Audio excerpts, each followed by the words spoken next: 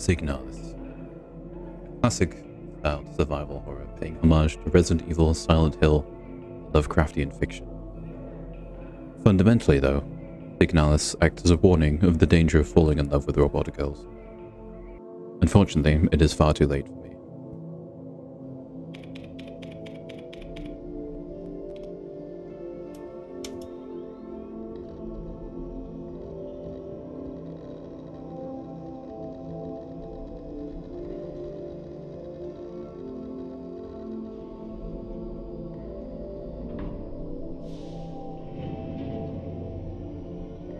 We wake up on a ship, from an alien-esque cryopod. The ship appears to be empty. The ship is the Penrose 512, a scout vehicle, currently crashed on an unknown planet. We have a pilot, A. Young, and a replica unit, us. It looks like the ship is beyond repair and will never fly again. In the cockpit, we find a faded photograph of a girl with white hair, on the back of which is the code to open the other cryopod, and inside, rather than the pilot, is the airlock key, broken and bloodied. After some quick repair work, is good as new.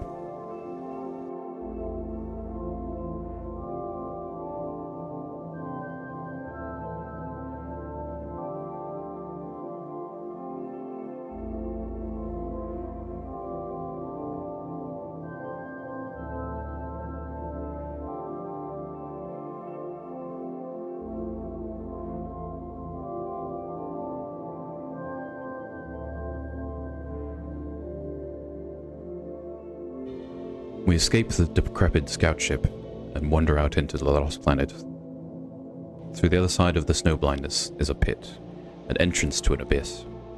Within this pit is a strange hole, and as any good survival horror protagonist would, we crawl into this hole. A dank and dusty office room is inside, and our attention is immediately drawn to a copy of The King in Yellow. This cursed play, infamous for appearing in various eldritch horror stories. Reading this particular story can have links to madness and cult activity, but having read a copy myself, I seem to be suffering no ill effects.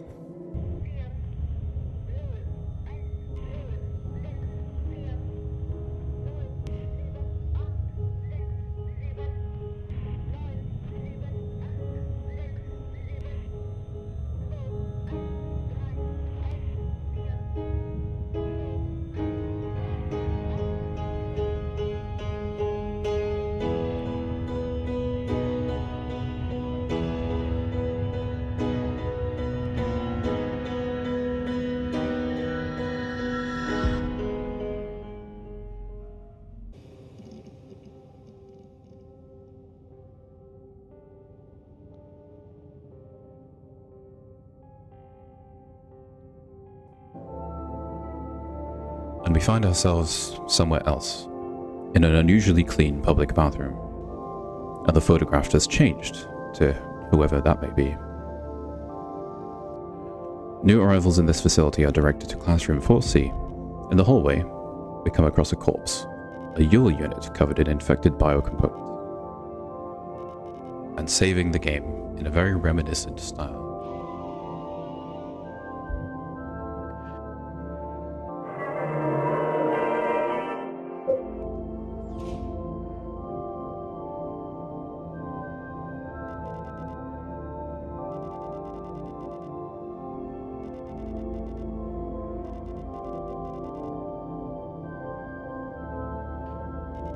Eventually we come across another replica, a star unit. She is injured, but directs us to search the mines for whoever we may be looking for. We find a gun in a drawer. I don't think I've ever looked in this drawer. Wow, a gun! Now the game has armed us with a weapon. It is sure that there is now a threat. And sure enough, the corpse from before is more alive than previously thought.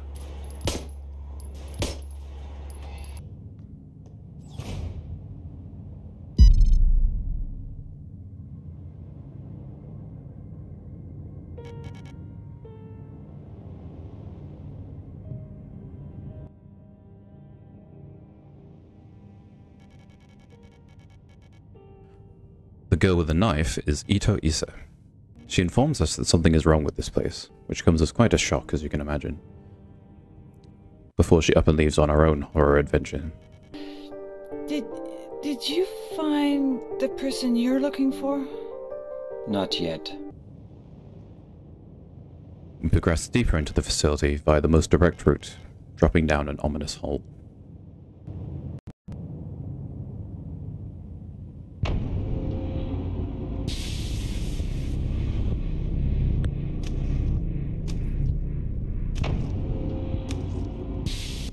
It is notably danker this deep into the strange abandoned facility, and the infected corpses of replica units litter the corridors. A sense of overwhelming panic is felt as soon as we have to fight off more than one monster at a time. We come across a Storch unit with nice legs, who helpfully informs us that the facility is under lockdown and we probably shouldn't be here. Also the blood room, where all the blood is stored. After solving a puzzle box, inside is a mysterious artifact, some kind of eldritch plate, possibly used for Lovecraftian dinners of some kind. Touching this clearly evil relic teleports it into a vision of a remote radio outpost, where we acquire the ability to tune into radio signals to open a locked door. Some puzzling and shooting monsters with a shotgun later, the keycard to progress deeper is acquired.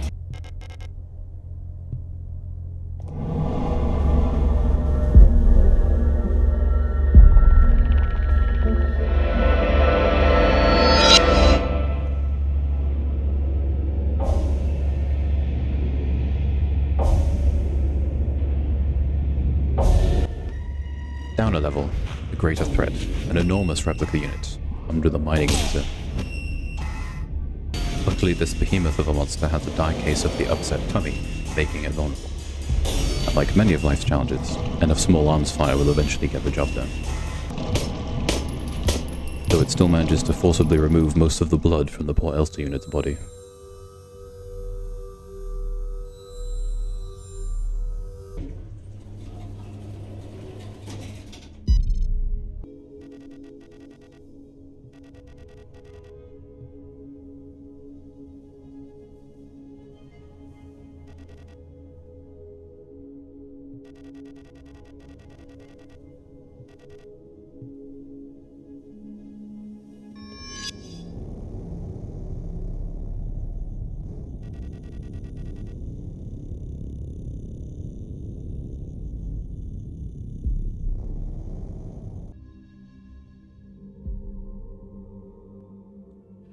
This deep in the facility, the rooms are darker and scarier. We finally find and install a flashlight module. You can now clearly see the horrors beyond human comprehension hiding in the dark rooms.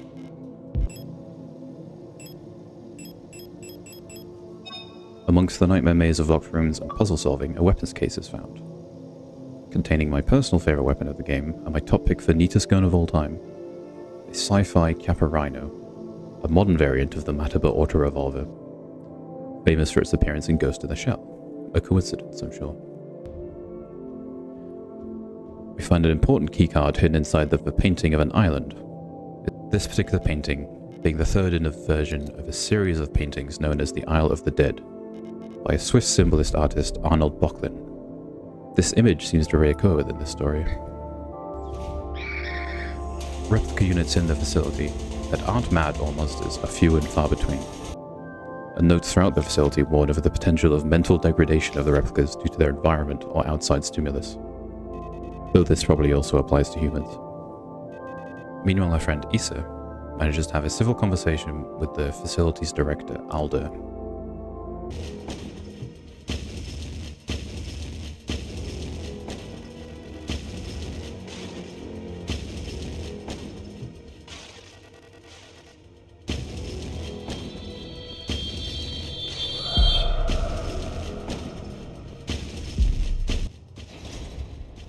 We descend to the next layer of this particular abyss, the mines.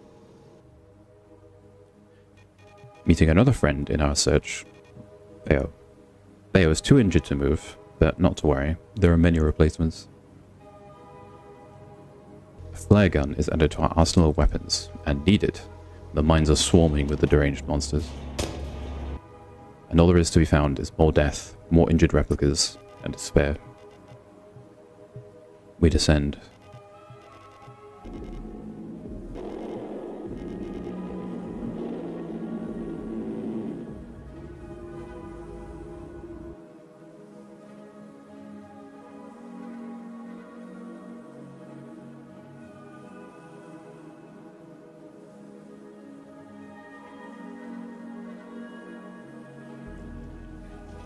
A morgue, and offerings to the dead. A giant pulsating flesh pit. Jump into it? Obviously.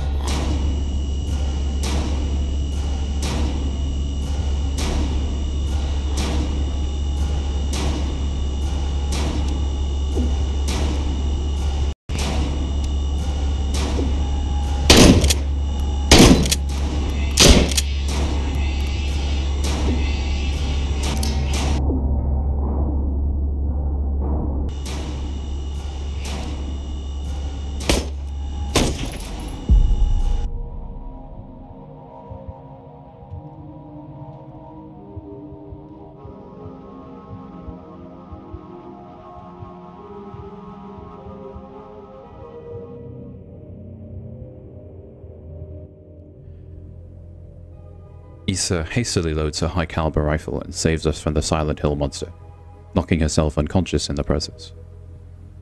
The rifle would probably be very useful to our survival, but it would be rude to take someone's belongings without asking first. In the quest to collect the rest of the Eldritch plates to open a sealed door, my puzzle solving is pushed to the absolute limits, and I descend into my own madness, frantically scrawling possible codes and solutions onto scraps of paper. Issa is eventually woken with smelling salts, granting us permission to keep the rifle loaded with anti-Eldritch Abomination rounds, and she stays behind to rest. As my crazed scribblings eventually bear fruit, plates are gathered and the door ahead is unsealed.